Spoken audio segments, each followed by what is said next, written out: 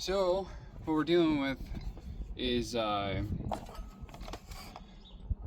after I went and got an oil change, I started having a bunch of hard start issues, and I didn't think that it was related to me getting an oil change.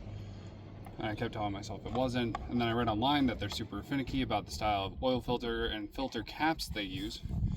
This one is a Dorman replacement one. Not the ideal choice, but it'll work. You can see how it's got that edge on it right there.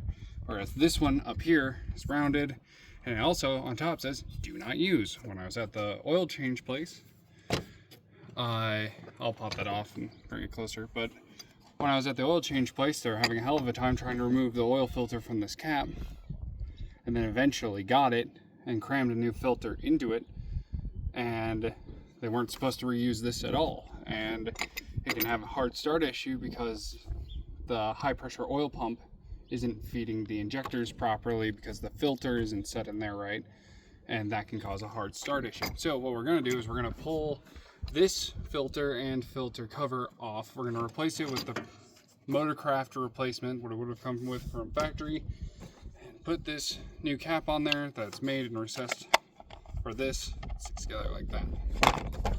So also, they do make an appropriate tool to do this job. A pipe wrench obviously is not the correct choice, but it's what I have. That's what we're gonna do.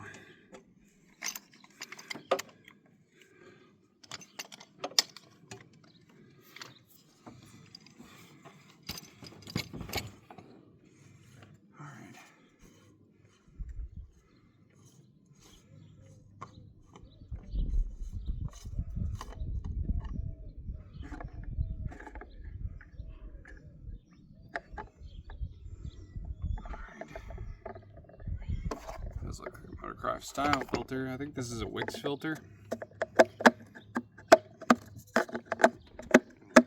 I want to look at the top of this,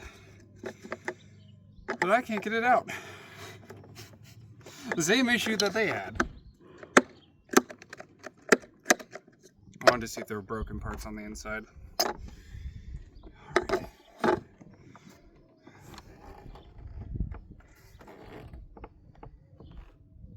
I'm just inspecting the bottom part of this because there's valves and stuff inside of there.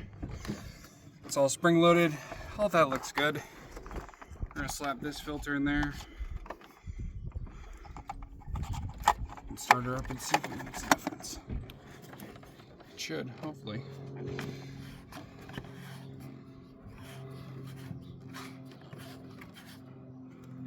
I do like the fact that I can replace this on the top side of the motor.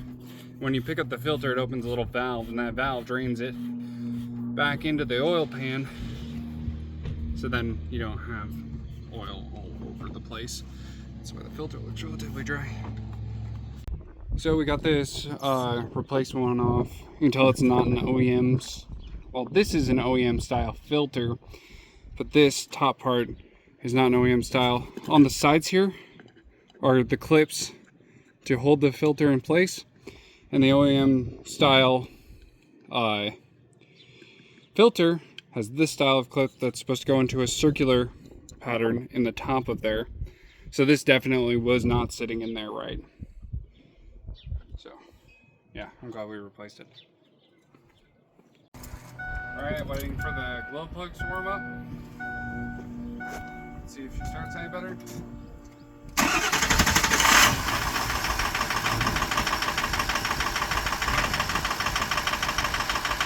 A lot better. Or there was a violent miss.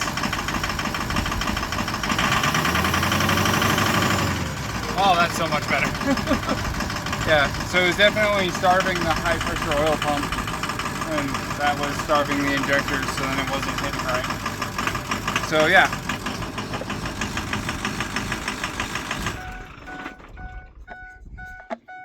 Do not reuse oil cap. The guys at the place probably didn't see it because I had this white lettering over the top. I've brought them a bunch of vehicles and they've never had, well, given me any problems with any of it. So next time, come on. Next time I'll just bring a Motorcraft filter and make sure that they keep the cap so that way it's reusable.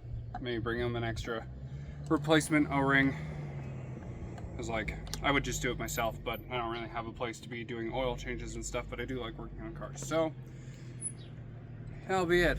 It's like if you guys have cold start issues with a 6-liter diesel, oil and oil filter is super important. In the next oil change, I'll be moving over to 5W40 synthetic oil, because I've read online that the injectors and the high pressure oil system really likes that mixture. When I went in, it was the first oil change I ever gotten done on the truck, and 1540 is what it was in the truck before. So that's what it got. Yeah, that's about it. Thank you.